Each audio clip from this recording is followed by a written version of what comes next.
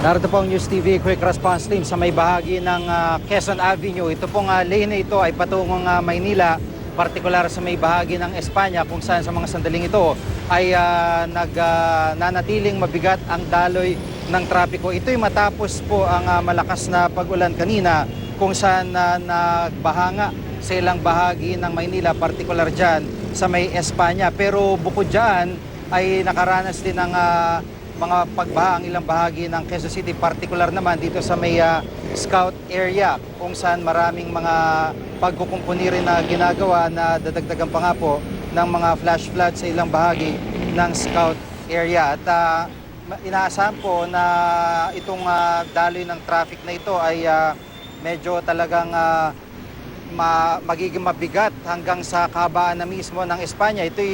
Itong pwesto ho namin ay malapit lamang dito sa may kanto ng EDSA, pero sa nakikita nyo ay halos wala ng paggalaw mula dito sa bahaging ito, na lalo na yung mga patungo ng lungsod ng Maynila. Mamaya po babalikan natin ang advisory ng MMDA kaugnay pa rin sa lagay ng trapiko sa ilang mga bahagi ng Kamaynilaan. Samantala, nakaranas din ng malakas sa pagulan at baha ang ilang bahagi ng Quezon City.